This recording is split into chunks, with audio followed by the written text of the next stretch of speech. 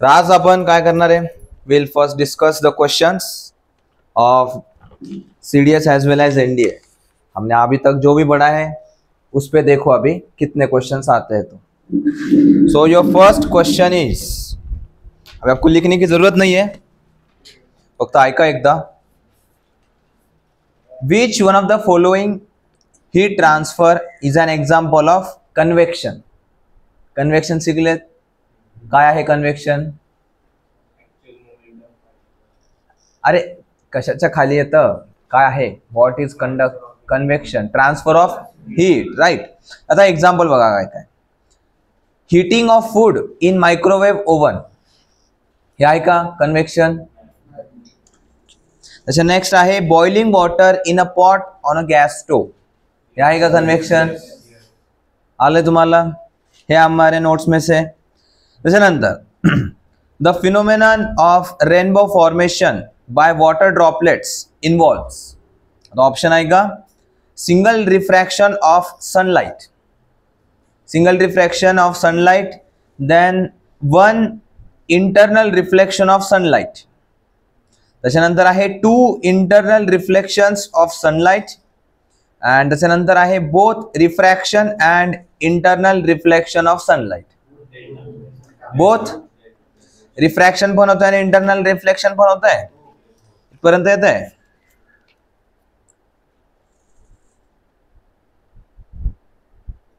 आपलं आता चार्ज वगैरे नाही झालं, सो वो बाकी आहे। त्याच्यानंतर प्रेस बायोपिया बाकी आहे आपलं, हे दोन कन्सेप्ट आपले व्हायचेच बाकी आहे। एंड बाकी साइंस तो इतकंच होतं इसमें, मैंने कहा ना फिजिक्स कम आया था।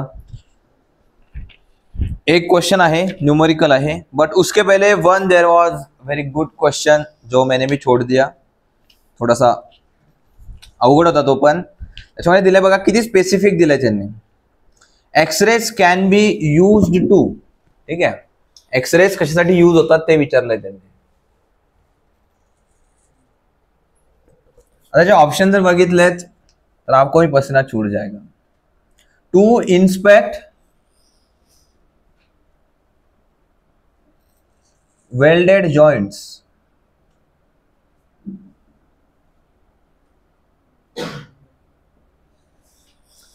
हाँ, between two metal parts of machine. त्याच्यानंतर आहे स्टडी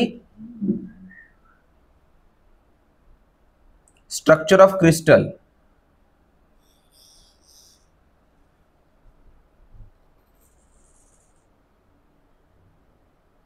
आणि ऑप्शन आहे one only, two only, both one and two, neither. बोलो आप, है कि नहीं? मजा।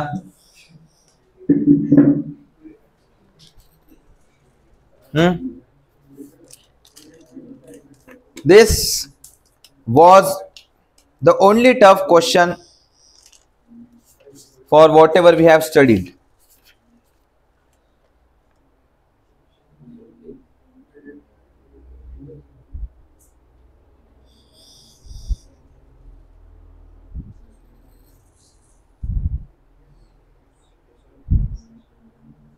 क्योंकि ये बहुत स्पेसिफिक है, तुम्हाला प्रत्येकाचा यूज तर आता एवढं तर लक्षात नाही ठेवू शकत। So there are some questions which you are suppose to leave, and this was one of them. Next question है, दिस इज न्यूमेरिकल, लिहा क्वेश्चन लिहा, देखते हैं किस किस को कितना समझ आया है। तो अभी साउंड वरती आहे, स्पीड ऑफ साउंडचा फॉर्म्युला काय? Wavelength into frequency. ओके, इतना भी अगर आता है तो हो जाएगा क्वेश्चन सॉल्व। देखते हैं, a sound wave having frequency, a sound wave having frequency of 300 hertz, of 300 hertz is traveling in an unknown medium. It's traveling in an unknown medium. Its wavelength is not known. its wavelength is not known. Okay. Full stop. It travels a distance. It travels a distance equal to it travels a distance equal to 150 times equals to 150 times its wavelength, 150 times its wavelength in time small t, in time small t. The value of t is 0.5 second, 1 second, 1.5 second and 2 second. प्रश्न समजता समजताच तुम्हाला 3 ते 4 वेळेस पहिले तर वाचावं लागेल की साला पूछ क्या रहा है.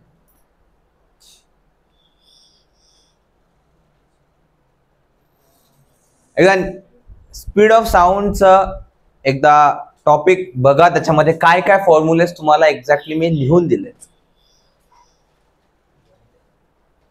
Speed of sound is not calculated by a single formula. You have more than one number of formulas over there and you have to use those. त्याच्यामध्ये सगळ्यात पहिले तुम्हाला सांगितलेलं काय आहे, क्वेश्चन बघा एकदा. गिवन डेटा काय काय आहे आपल्याकडे, अँड एक गोष्ट अशी आहे जी दिलेली नाहीये but we will have to consider it की भाई हा यही है. काय सांगितलं त्यांनी तिथे, it is travelling in an unknown medium.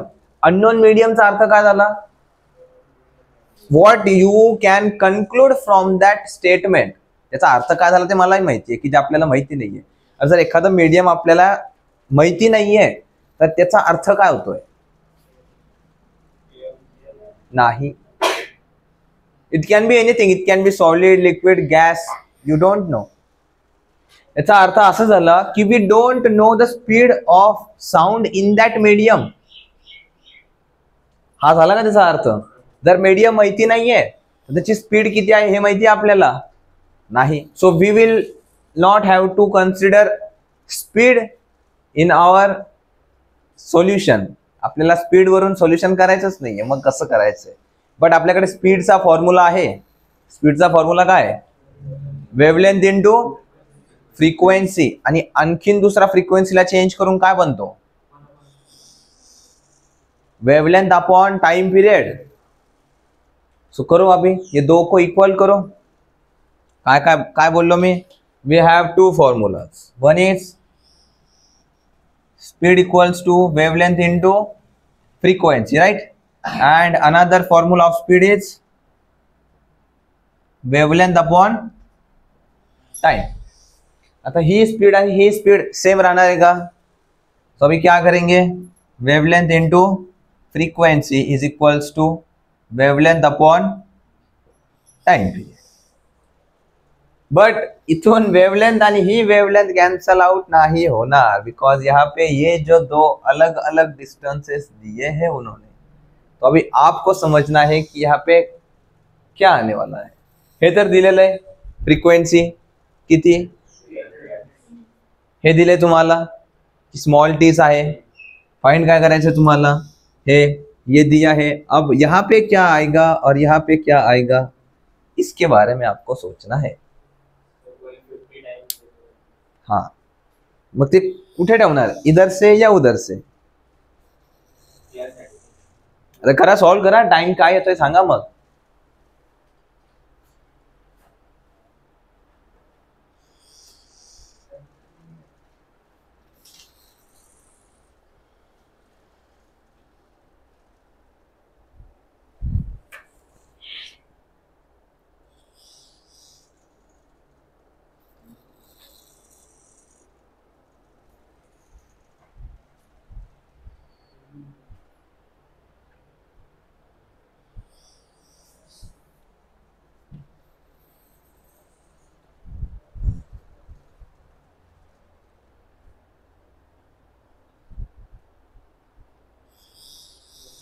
येत आहे.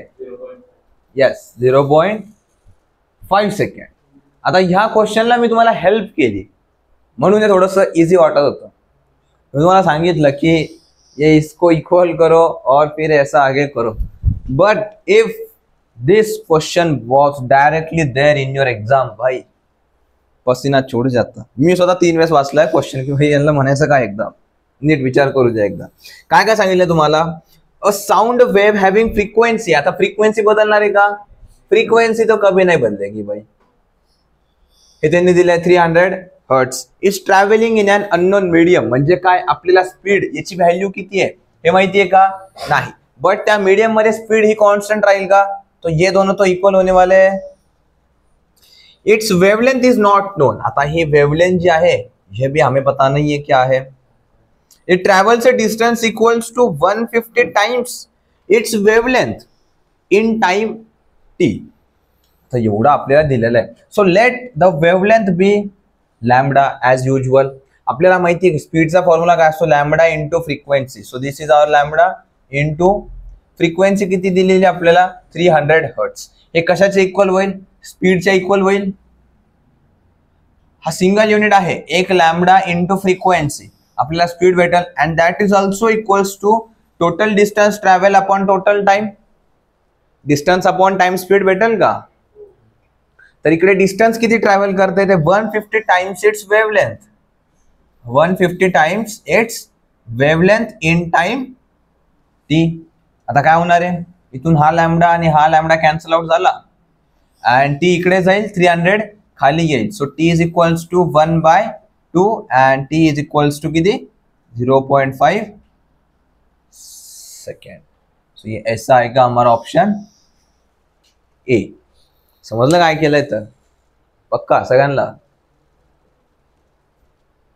तो ये ऐसा है हमारा सॉल्यूशन. आता बघू आपण एनडीएच्या पेपर मध्ये काय काय आलंय. तर थोडासा वेळ लागेल मला. आय डोंट नो एक्झॅक्टली कोणता क्वेश्चन कुठे आहे. तर ठीक आहे, थोडासा धीरज रखना.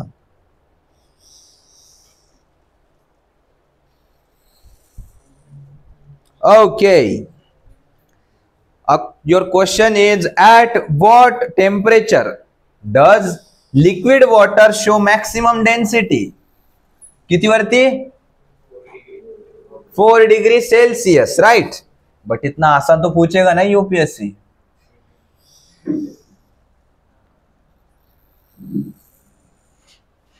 पेज नहीं पलटायचं. अब बताओ तो 277 येत है.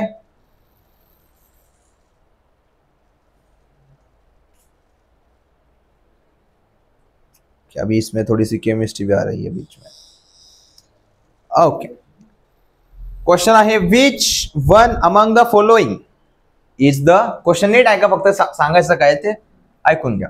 विच one of the following is the correct focal length of combination of lenses. काय केलंय, कॉम्बिनेशन ऑफ लेन्सेस. अरे पेपरला हात लावायची पण गरज नाहीये, तोंड येऊन जाईल. Combination of lenses of power 2.5 dioptre and -2.0 dioptre. त्यांची तुम्हाला काय फाइंड आउट करायची आहे, फोकल लेंथ किती येईल. तर so your options are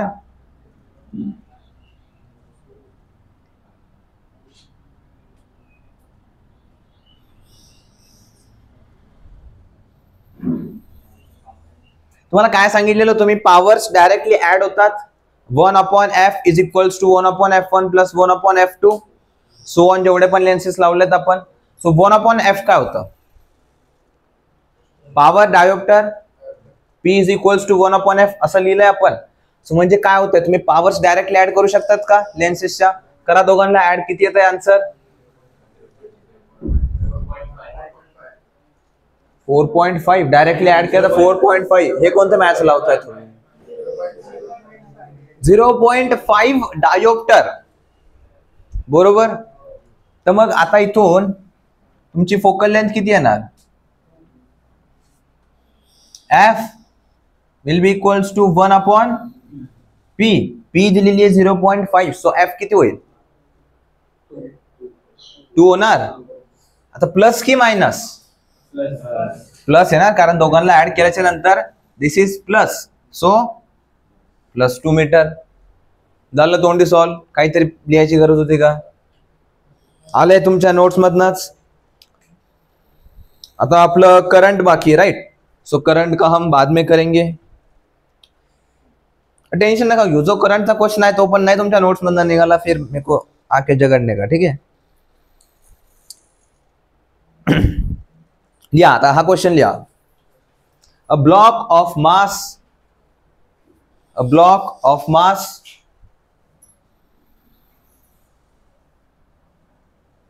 2 kg. A block of mass 2 kg slides on a rough surface.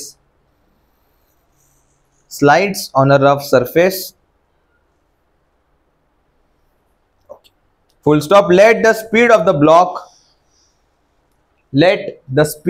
a block at a particular instant. Let the speed of the block at a particular instant be 10 meters per second. Full stop. It comes to rest after traveling. A distance of 20 meters. It comes to rest after traveling a distance of 20 meters. Which one of the following could be the magnitude of force? थोडक्यात या force equals to what? Frictional force असू, कोणताही force असू, force तो force होवे है, बरोबर? So your options is 10 Newton, 20 Newton, 40 Newton and 50 Newton. अब बताओ, या टाइपचे क्वेश्चन झालेत. एक मूव्हिंग ऑब्जेक्ट जेव्हा रेस्ट वरती येते तेव्हा त्याच्यावरती फोर्स किती लागतो, तर केलंय की नाही आपण? अभी बताओ. मला मास दिलंय, इनिशियल वेलोसिटी दिलंय अँड डिस्टन्स ट्रॅव्हल दिलंय. 3 गोष्टी दिल्या आहेत. बाकीची चौथी आणि पाचवी तुम्ही काढू शकता. तो करो फिर.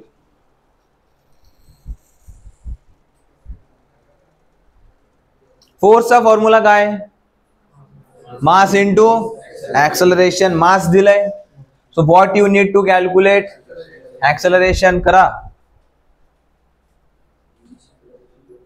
इनिशियल वेलोसिटी दिली आहे, फायनल वेलोसिटी काय होणार आहे?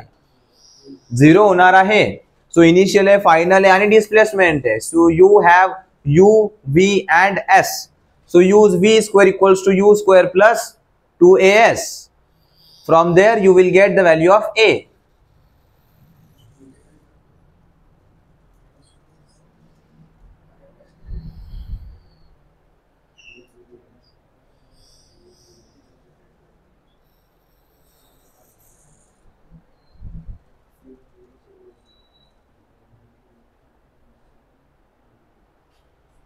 अरे होतंय का?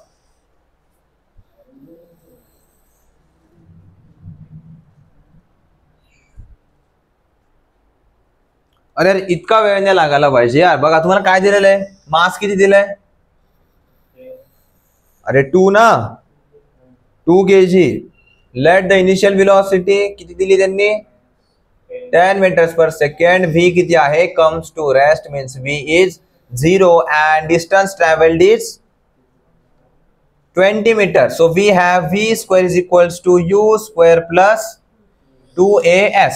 So v किती आहे?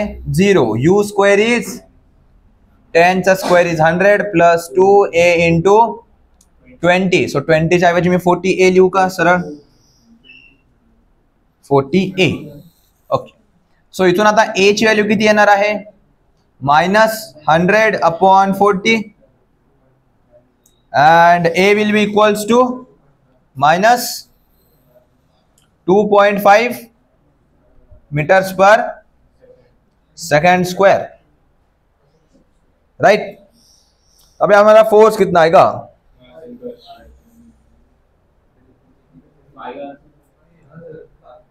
A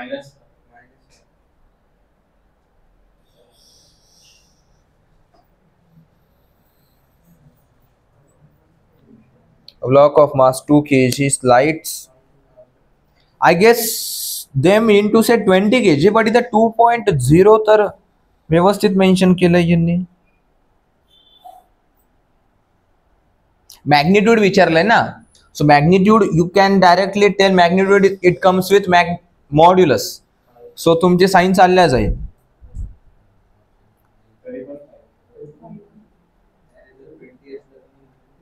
20 जर असेल तर it will be 50 ना. Let the speed of the block at a particular instant is 10 meters per second. It comes to rest after traveling a distance of 20 meters. Which of the following could be the magnitude of the frictional force? I guess 2 ऐवजी it should be 20, नहीं तो उसके सिवा तो answer आएगा ही नहीं.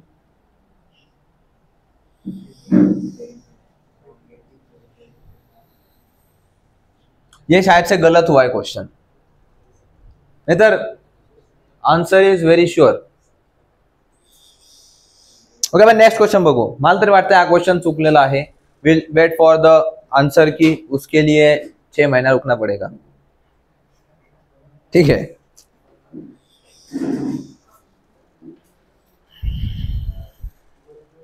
हा, पुढचा क्वेश्चन ऐका आता काय काय दिलेलं आहे. ठीक आहे. Given below are 4 cases. लिहू नका, फार मोठा क्वेश्चन आहे. Given below are 4 cases in which certain heat transfer is taking place. Heat transfer कुठे कुठे होती है ते सांगायचं आहे आपल्याला. ठीक आहे. तर पहिला आहे melting of ice in glass full of water. In glass full of water.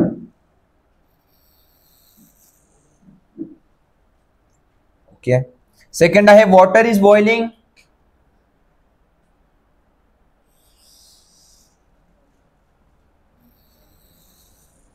Water is boiling in an open container. कशालाच इंक नाही असतं.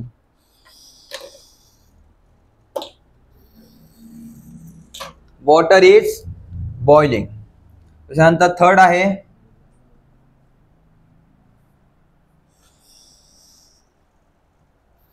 metal rod is heated in furnace. And your fourth is cup of coffee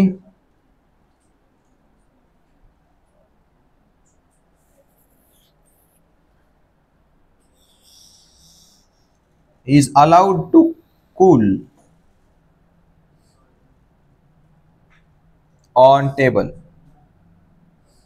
अब बताओ कशा कशामध्ये होईल. Your options are, इधर लिखता हूं.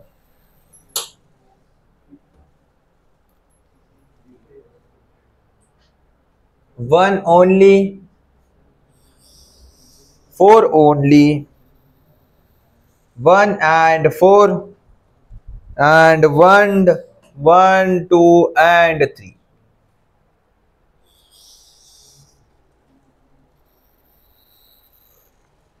बताओ तो हीट ट्रांसफर किसमें होगा.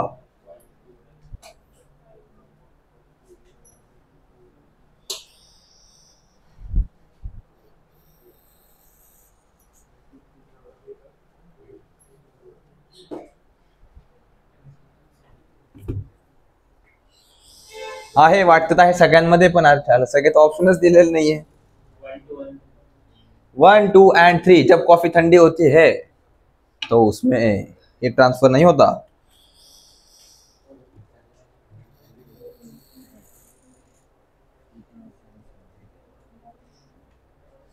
खूप ऑब्वियस क्वेश्चन आहे. बाकीचे जे तुम्हाला हे दिलेत ऑप्शन दिलेत, that is making the question more difficult.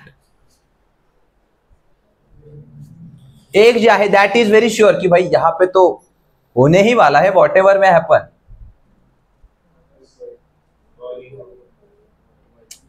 Water किती टेम्परेचरला बॉईल होतं. 100 च्या वरती गेल्यावर इव्हॅपोरेट होऊन जाईल. सो इथे काय सांगितलं तुम्हाला, इथे काय सांगितलंय, वॉटर इज बॉइलिंग म्हणजे टेम्परेचर किती आहे 100. हे ट्रान्सफर होणार आहे का. नेक्स्ट काय सांगितलंय, ice in glass of water, ice is melting in glass of water.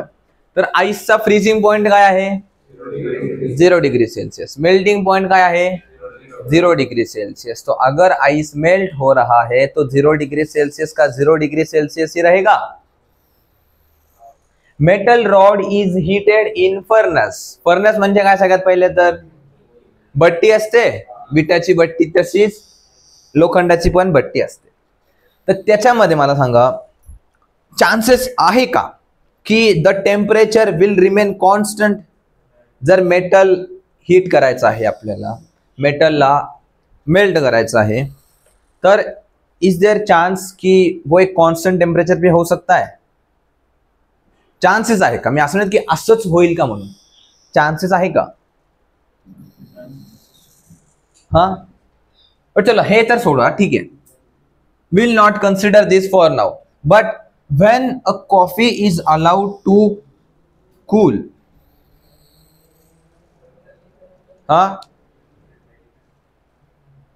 When the coffee is allowed to cool म्हणजे काय होतं, याच्यामध्ये गरम ची ठंडी होणार आहे. सो इसमें जो गरम है वो कहां पे जाने वाला है, एयर मध्ये हे होईल. सो इथे हीट ट्रांसफर होईल का. सो अभी ये तो नजर आ रहा है कि भाई फोर्थ वाला तो कंफर्म है. सो फोर्थ वाला कहां पे आ रहा है, यहाँ पे, यहाँ पे. वन ओनली देखते हैं, क्योंकि वन देखो 4 के साथ 1 भी आ रहा है, सो 1 की भी चांसेस है. ये तो कहीं कहीं पे भी नहीं है. वाटर इज बॉइलिंग, सो अगर 2 आ रहा है तो this is not possible, this one is cancel.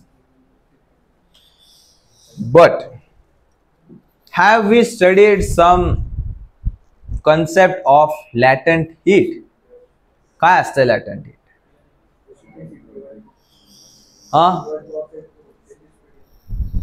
Medium change करताना आपल्याला एक हीट द्यावं लागते, ज्याच्यामध्ये टेम्परेचर चेंज नाही होत बट स्टेट चेंज होतो. लॅटंट हीट ऑफ बॉइलिंग असते आणि लॅटंट हीट ऑफ फ्युजन असते, बरोबर का. फ्युजन काय असते, सॉलिड टू लिक्विड मध्ये कन्वर्ट होताना फ्युजन असतंय. तर आता इथे लॅटंट हीट लागेल का आईसला मेल्ट करताना. सो 1 भी आ रहा है अभी, भले ही वहां पे टेम्परेचर चेंज नहीं हो रहा हो. अरे हीट ट्रांसफर होणार आहे, लॅटंट हीट लागणार आहे का. सो इथे हीट ट्रांसफर होती है का. So these are the only 2 cases जहां पे हीट ट्रांसफर होगी, and our answer is 1 and 4. और ये चला जाएगा. झालं कन्फ्युजिंग. आता इथे 4 ओनली आहे की 1 सोबत येईल, तर 1 सोबत येणार आहे का बरं, कारण इथे लॅटंट हीट आहे. ठीक आहे, नेक्स्ट क्वेश्चन. आता मजा येते.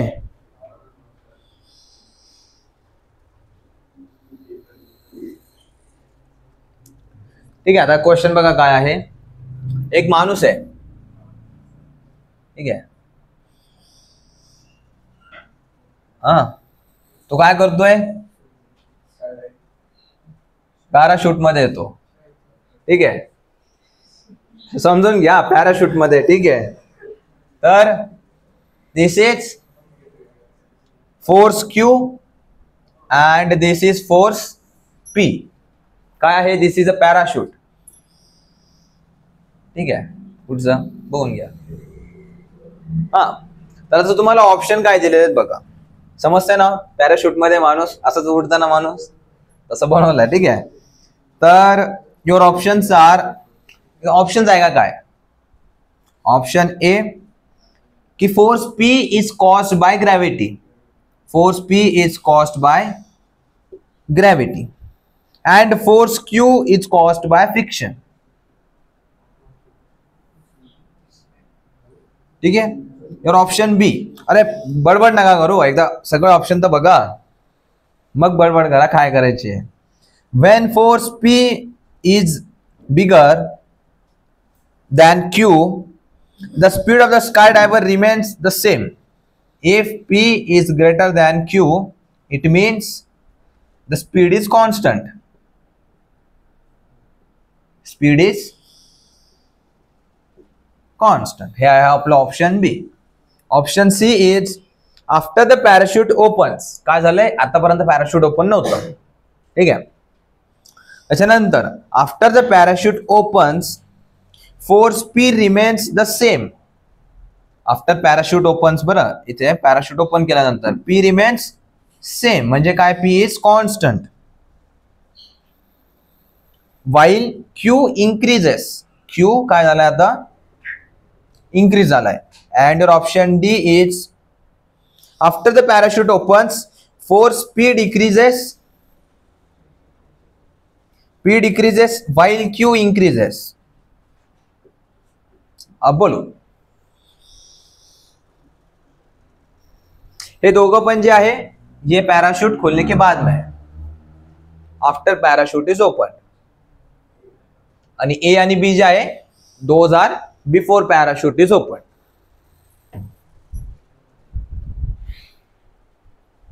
बताओ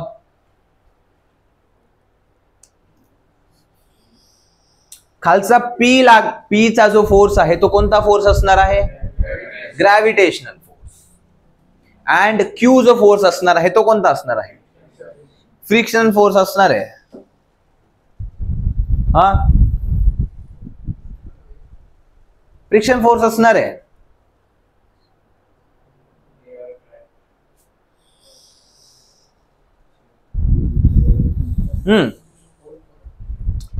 आपण बॉयन्सी शिकलोय. अरे सिके है बॉयन्सी. तर बॉयन्सी मध्ये बॉयन्सी हे कोण कोण दाखवतं,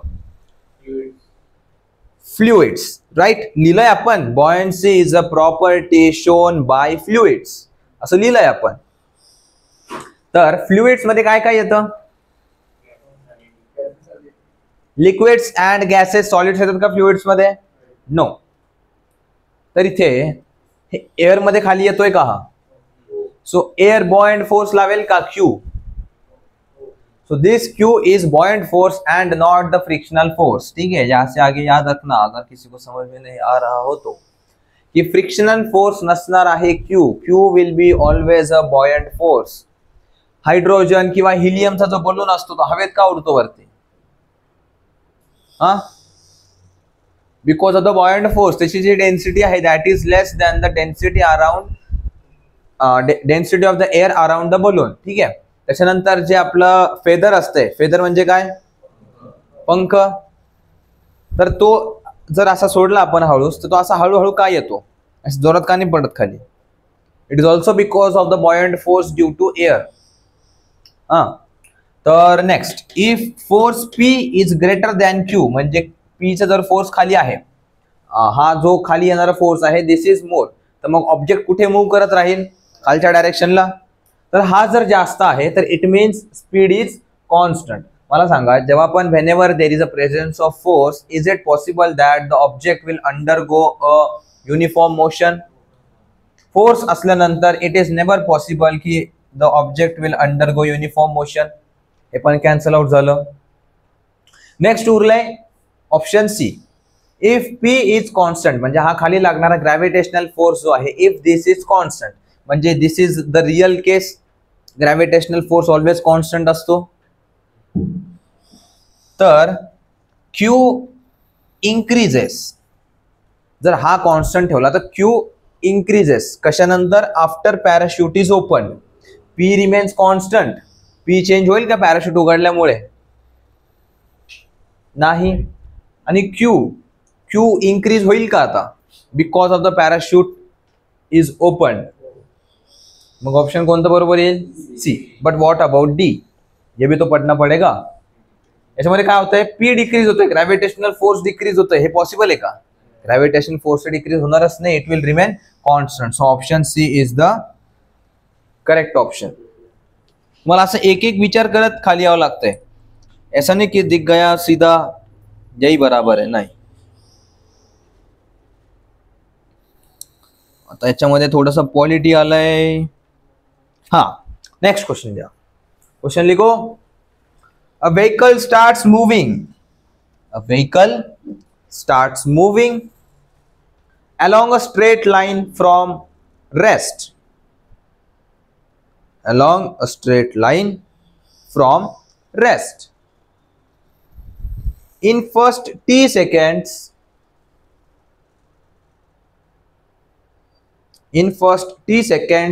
it moves with an acceleration of 2 meters per second.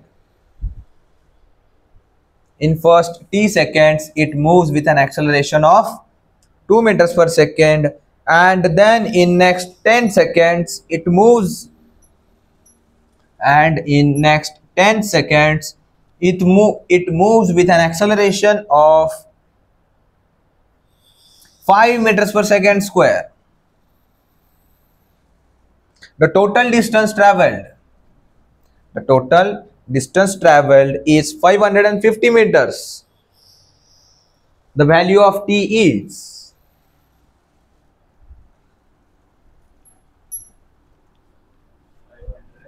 50 meters. Value of t.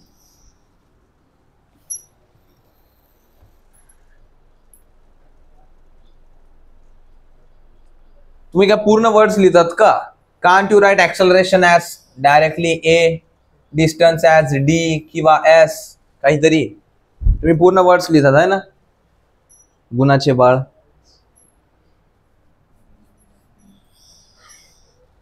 असं पण प्रैक्टिस चालू है. क्वेश्चन अगर आपको भी समझ में आ रहा है तो ठीक है. ओके, बघा इकडे काय काय सांगितलेलं आहे.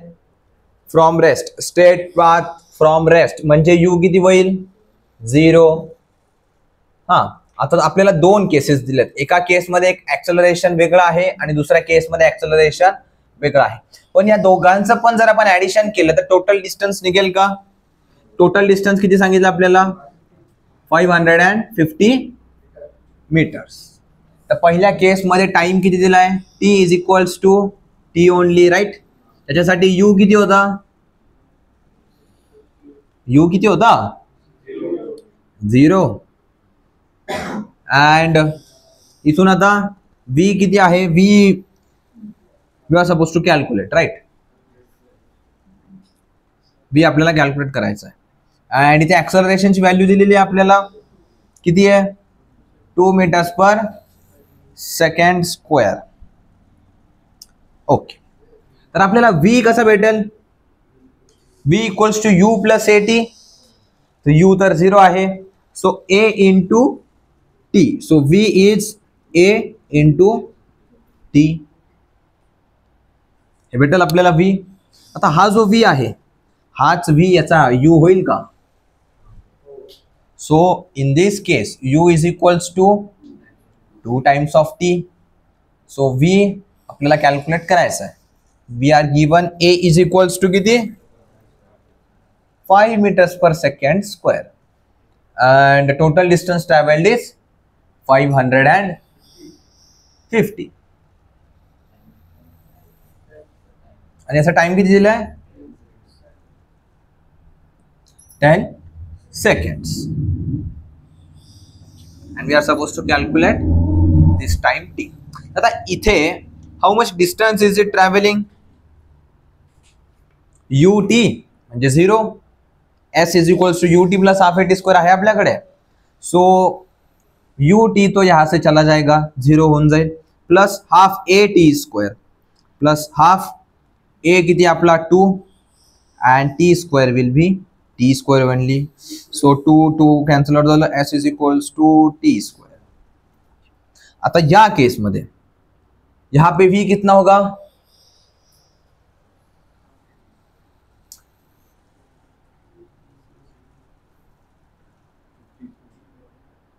v equals to u plus at. So u is 2 times of t plus at. 5 times t means 50. So ये हो गया हमारा v की वैल्यू. बट s किती होईल? ut म्हणजे 2 times t square plus half at square means 25. आता half t सोबत 2 आणि 10 कॅन्सल आउट होईल 5, and t square will be 5 5 za 25 times 5. Nah, wait, half a t square, so 10 into 10 होगा ये. So this will be 5 times 10 is 50. 50 into 5 is 250. 250 and 2t square आणि ह्या से t square. आता distance travel किती सांगितलं आपल्याला? हे डिस्टन्स प्लस हे डिस्टन्स इज 550 बरोबर. सो डिस्टन्स इकडे किती आहे? t square. हे झालं फर्स्ट याचं. इकडे किती आहे? 2t square plus 250 and that is equals to किती? 550. अभी आगे का तुम सॉल्व करोगे. t किती निघून येत आहे? अरे t किती आलं? अरे तोंडी सॉल्व होऊन जातं यार.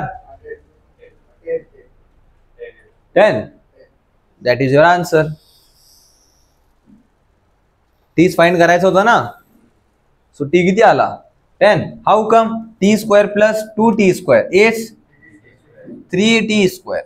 आणि हे 250 इकडे मायनस होतील. किती उरेल? 300 and t square will be equals to 100 and t is equals to plus minus 10. So minus तर येणार नाही. So it will be plus 10 seconds. That is your answer. इतना आसान तो है यूपीएससी पास करना, फिर भी नहीं हो रहे, पता नहीं क्यों. Okay, next question. आज होऊनच जाऊया सगळे क्वेश्चन. बघूच आपण एक तरी बाहेरचा येतो का. जे कन्सेप्ट झालेले नाही ते यू विल फील लाईक भाई हाँ ये तो बाहर से आ रहा है. बट एकदा ते कन्सेप्ट पण होऊ द्या. मला शॉर्टकट व्हायचं. बट एकदा सगळे कन्सेप्ट होऊ द्या. यू विल फील लाईक भाई हर एक क्वेश्चन नोट्स में सही आ रहा है. या पुढचा क्वेश्चन. A pumpkin weighs 7.5 newton. A pumpkin weighs 7.5 newton. लिहिलं? Full stop. On submerging it completely in water, on submerging it completely in water, 3/4 liters, 3/4 liters of water gets displaced. 3/4 liters of water gets displaced.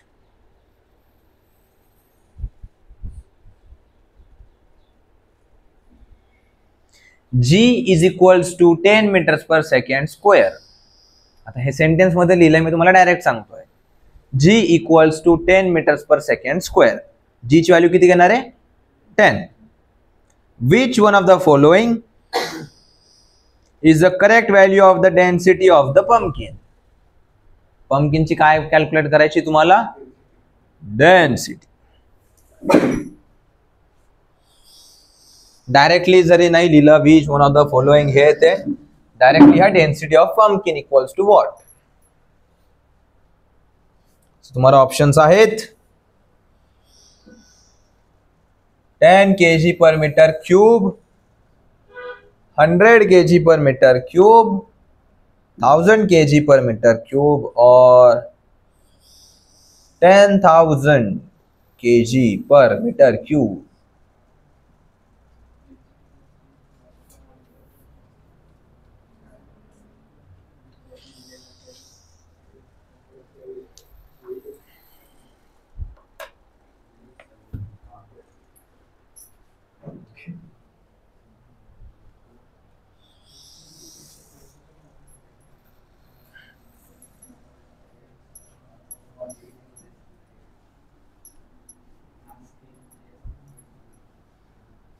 भाई discuss क्यों कर रहे हो? अपना अपना solve करो. Paper मध्ये कोणी नाही येणार आहे तुमच्यासोबत डिस्कस करायला. तुमचं तुम्हालाच करावं लागणार आहे. सो अभी से आदत डाल लो.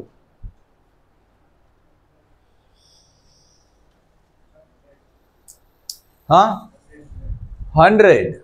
ओके, देखते हैं. मला बघू दे हाउ यू हैव सॉल्व्ड. तुम्हारी गलती हो रही है. बघा काय काय दिलेलं आहे आपल्याला. वेट ऑफ द पंपकिन किती दिलंय 7.5 newton. Water displaced is 3/4 litre. म्हणजे हे तुमचं व्हॉल्यूम आहे का. तुम्हाला सांगितलंय whenever we are talking about litres it is volume. Okay. आणखीन काही दिलंय का. व्हॅल्यू ऑफ जी दिली तुम्हाला. जी इज वेट किती दिलंय 7.5 न्यूटन. अँड वी नो डेन्सिटीचा फॉर्म्युला काय असतो मास अपॉन व्हॉल्यूम. ओके. इथून मास कॅल्क्युलेट करा किती होईल. इफ वेट इज 7.5 न्यूटन म्हणजे काय. Weight is a kind of force. Force is mass into acceleration. Acceleration here is because of gravity. Force किती दिलाय 7.5. Mass we don't know. We know the value of G. From here mass is equals to 0.75. अभी इतना तो conversion आना ही चाहिए. 7.5 काय होतं kg. आता तुम्हाला बॉइंट फोर्स काढायची पण गरज नाहीये. यहां से देखो क्या आ रहा है. हे व्हॉल्यूम दिले तुम्हाला. एवढं मास एवढ्या व्हॉल्यूम मध्ये म्हणजे काय झालं डेन्सिटी आली ना. Density is mass by volume. Mass किती होतं 0.75 अपॉन. याला आता मी जर याच्यामध्ये कन्वर्ट केलं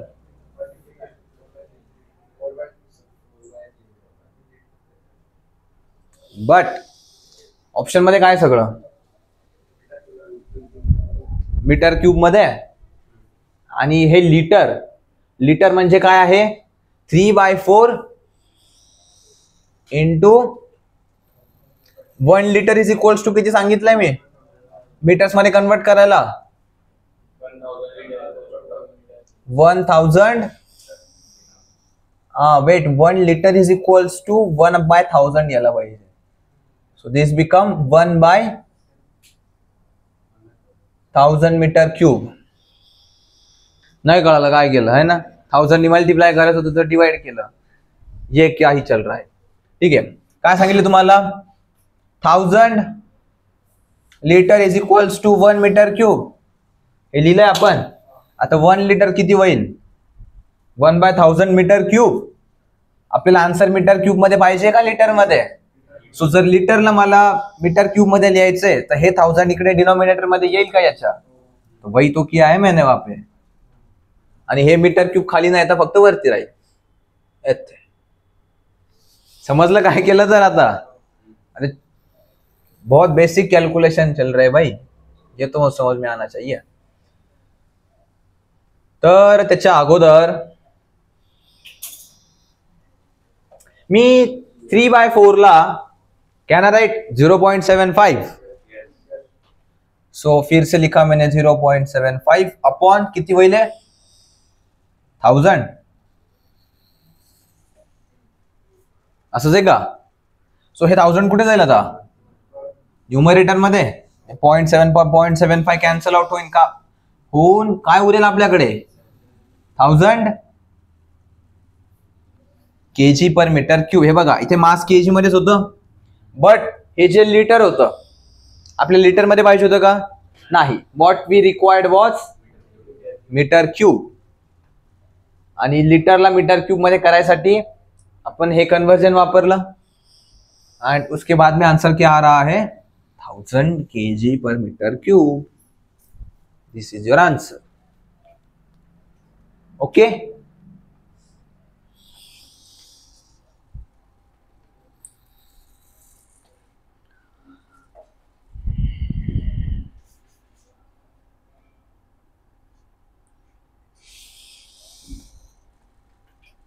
आता टाइम झाला आहे बट ऑलमोस्ट सगळे क्वेश्चंस जे आहेत those are from your notes only. अपन एक क्वेश्चन घेऊ जो मैंने बहुत बार करवाया है आपसे एंड लेट अस सी कि आता कोणाच्या लक्षात आहे. लिहा. देर is a ball of mass 320 grams. There is a ball of mass 320 grams. It has 600 625 joules of potential energy. It has 625 joules of potential energy when released from a height. म्हणजे एका height पासून release करताना it had an potential energy of 625 joules. The speed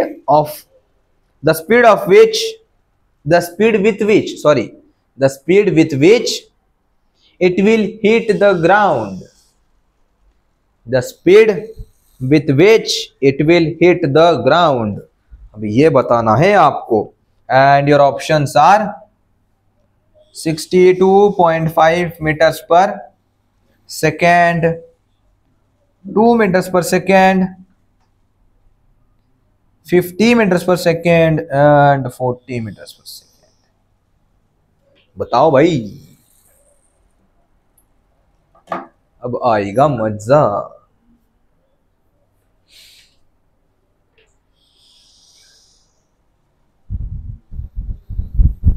हा same wording वाला question झालाय, फक्त values change झाल्या तिथे.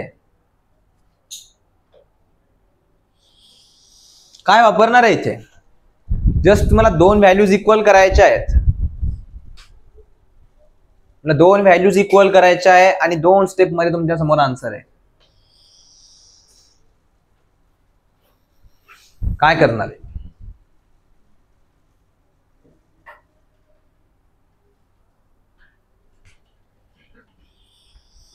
Can we use law of conservation of energy? कि potential energy is getting converted into kinetic energy. So जी वरती potential energy आहे तेवढीच खाली kinetic energy राहील का? वरती potential energy किती सांगितली आहे? 625 joules. अरे हा की ना, तर त्याच्यामध्ये that 625 joules तर आपल्याला दिलंय and that total energy will get converted into kinetic energy. तो उसका मतलब क्या है कि this 625 is also equals to half mv square. हा या ना, then 625 is equals to 1/2 आणि आपल्याला हे किती दिलंय? मास 325 काय आहे? अरे ग्राम्स आहेत का ते? So that is 0.325 kg. किती दिले तुम्हाला? 320 का? Okay, 0.32 kg. नाही, झिरो कुठे गेला आहे ना? आता इकडे किती पण झिरो लावले त्याची काय व्हॅल्यू बदलते का? नाही ना. सो 0.32 पण तेवढंच बरोबर आहे, इक्वल्स टू v स्क्वायर. आता काय होणार? ये 2 इधर मल्टीप्लाई होगा, 32 नीचे आएगा. याला मल्टीप्लाई केल्याच्या नंतर काय येत आहे आन्सर? 1250 divided by 0.32. आता 0.32 न लिहिता what I will write 32 multiplied by 100 is equals to v square. तर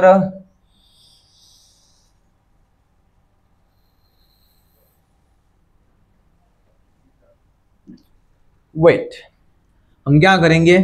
जो किया था वही फिर से खेलेंगे. 32 ला मी पुन्हा लिहिल 16 and 1250 La I will write 625. आता v स्क्वेअर आहे, so v will be equals to under root of 625 multiplied by 100 upon 60. 625 कशाचा स्क्वेअर रूट आहे? कशाचा स्क्वेअर आहे विचारायचं. So it is 25, 100, 10, 16, 4. सांगा मग आता काय येणार आहे आन्सर? अरे 62.5 ना, दिसताय ना.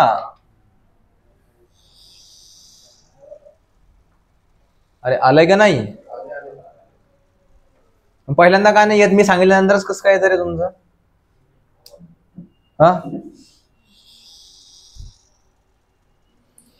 आणखी करायचं आहे का एखादा दोन क्वेश्चन? बहुत आहे इसमें, सगळं न्यूमरिकल्स आले त्या वर्षी, आता इतके न्यूमरिकल्स कधी नाही यायचे.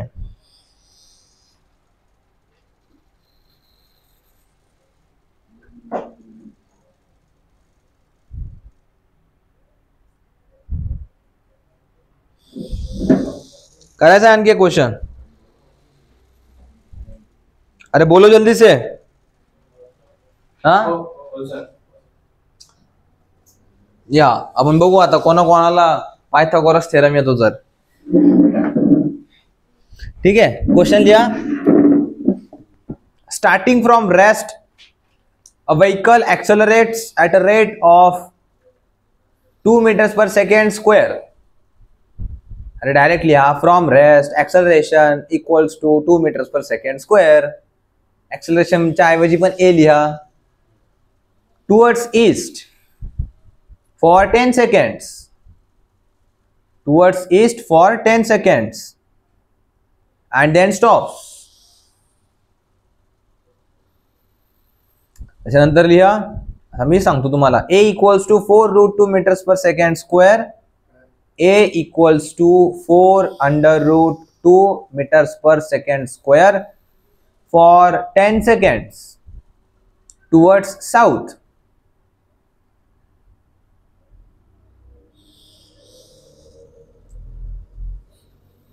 The net displacement किती राहील from starting point? Net displacement किती होईल? That is, your options are 100, 200, 300, 400. Options काय आहेत? 100, 200, 300, 400. अब बताओ.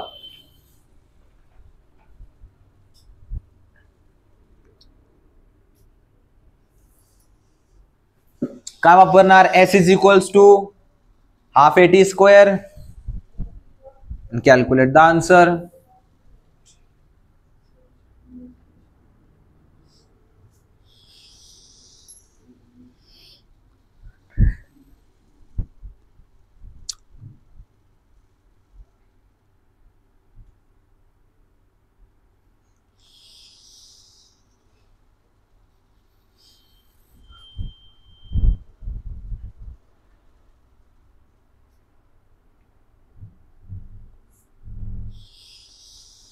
अरे आलं की नाही? माझं तर आलं आन्सर.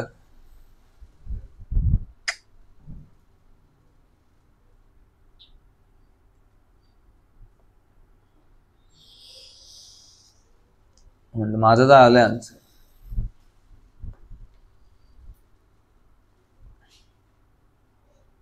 आलंय वेळ.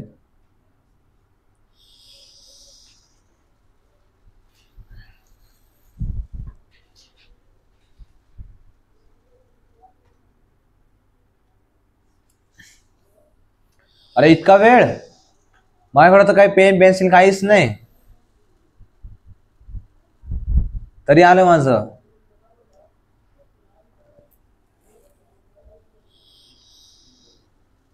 क्वेश्चन समजलाय काय केलंय? तर पहिले आपण ईस्टला गेलोय, नंतर साऊथला.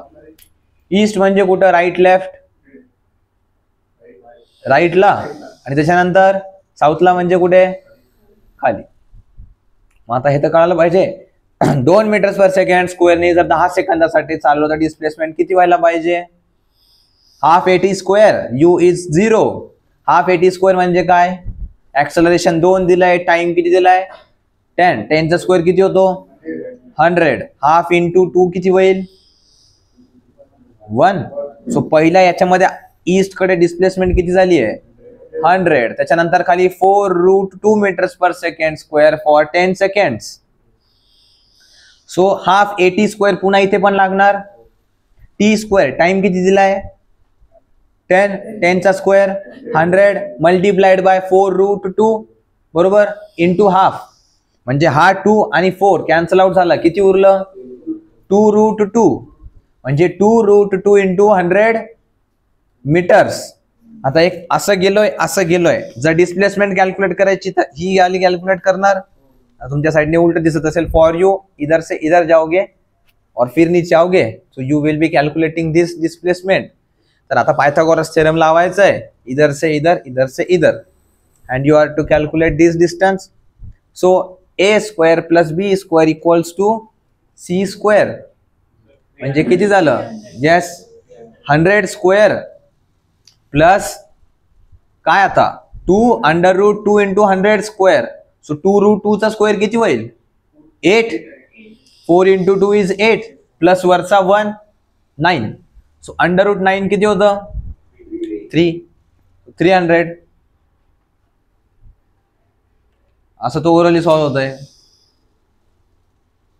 काय झालं? ईश्वर अजूनही डोकं खाजवतोय. क्या ही चल रहा है यार, का बरंच ऍडमिशन घेतलं अशी? बरं आहे 12वीचे पेपर दिले मोकळं तेवढ्या याच्यात आहे ना.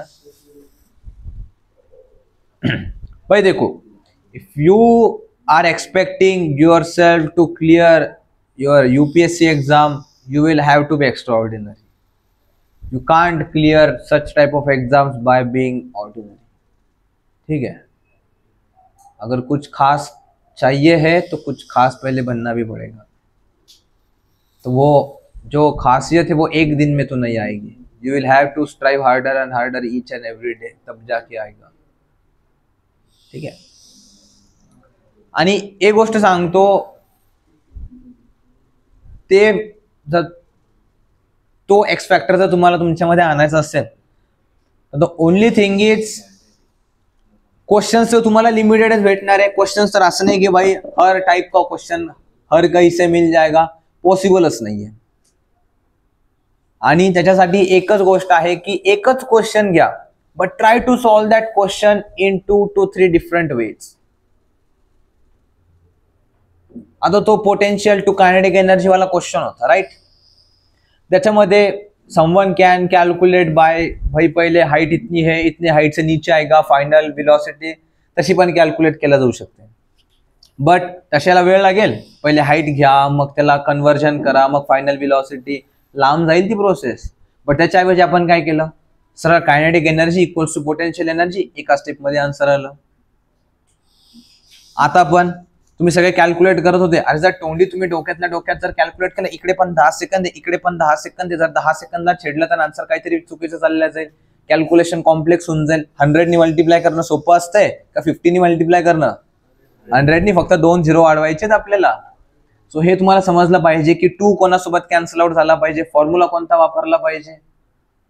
ये एक दिन में नहीं आएगा. आणि हे जेव्हा तुम्ही करत जाणार वेगवेगळे फॉर्म्युलेज लावून, वेगवेगळे टेक्निक्स लावून, याच्यामधूनच कळेल तुम्हाला की भाई इसमें से सबसे छोटा रास्ता कौन सा है. एकदाच नाही होणार आहे. आणि हे जे सांगतोय ना मी, हे तुम्हाला इन्व्हर्स ट्रिग्नोमेट्री, लिमिट्स या सगळ्या चॅप्टर मध्ये इतकं हेल्प करेल. कारण ट्रिग्नोमेट्री, इन्व्हर्स ट्रिग्नोमेट्री, लिमिट्स, त्याच्यानंतर मॅट्रिक्स अँड डिटर्मिनंट्स, या सगळ्या चॅप्टर मध्ये you will find n number of solutions. असं नाही की हे असंच केल्याच्या नंतर सोल्युशन येतं. या सगळ्या चॅप्टर मध्ये असं नाहीये. You can arrive to the solution in hundreds of different ways. But ते समजण्यासाठी तुम्हाला त्याला एकाच क्वेश्चनला वेगवेगळ्या प्रकारे सॉल्व्ह करायला तुम्हाला शिकावं लागणार आहे. आणि जेव्हा वेगवेगळ्या प्रकारे सॉल्व्ह करायला शिकणार तेव्हा कळेल की अरे ये सबसे छोटा रास्ता आहे, हे असं केलं तर पटकन होतं.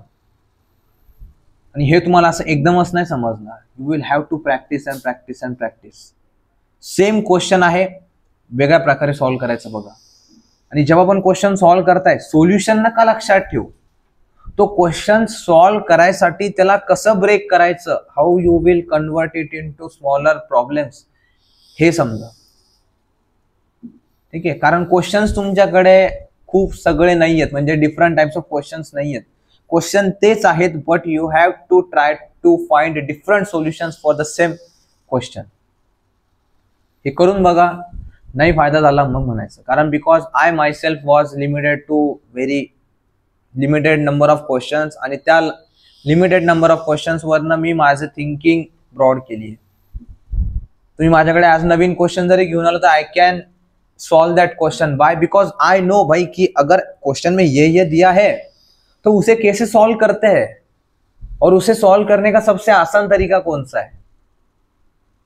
असं नाही की तुम्हाला प्रत्येक क्वेश्चन अगोदरपासून माहिती असणार आहे. हे थोडंसं तुम्ही माइंडसेट चेंज करा तुमचा यूपीएससी साठीचा. यूपीएससी तुम्हारे स्टेट बोर्ड के माइंडसेट से नहीं सॉल्व होगी. स्टेट बोर्डाला कसं असतं, हेच फिक्स नंबर ऑफ स्टेटमेंट असते, त्याच्यामध्येच व्हॅल्यू बदलतात आणि तेच तुम्हाला पेपरला येतं. तुम्हाला सॉल्युशन अगोदर पार्ट असतं. याच्या जागी इथं जर 100 आलंय तर इथे फक्त पेपरमध्ये आता 200 आलंय, 100च्या ऐवजी 200 टाकायचं आणि कॅल्क्युलेशन करायचंय फक्त. ते तसं नाही होणार आहे. प्रत्येक वेळेस वेगळा क्वेश्चन येणार आहे. बट काही क्वेश्चंस आहे which will repeat themselves, but उतनी तैयारी तो हो ही जाएगी. जो क्वेश्चन रिपीट हो रहा है वो तो पहले से ही पता रहेगा, बट जो नहीं हो रहा वो समझ में आना चाहिए कि कैसे सॉल्व होगा. ओके, तो फिर आज यही रुकते हैं and from tomorrow last topic कोणतं झालं आपलं, चेक करून सांगा. तर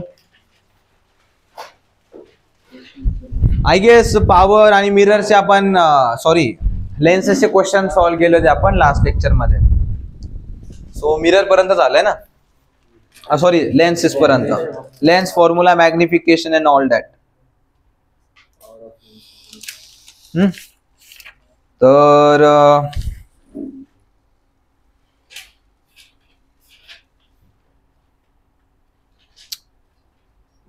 डिस्पर्शन झालंय का, dispersion of light, prism dispersion of light, cause of dispersion नाही ना, रेनबो पण नाही झालेलं ना. तर उद्या आपण हे घेऊ, dispersion of light, cause of dispersion, rainbow, and will start with myopia and hypermetropia and all that defects of eyes. Okay, तर उद्या अपन अपना टॉपिक कंटिन्यू करो. आज अपन क्वेश्चंस डिस्कस केले, कल से सब लोग नोटबुक लेकर आएंगे आणि त्याच्यानंतर आपण आपलं सुरू करू ॲज युजुअल. ओके.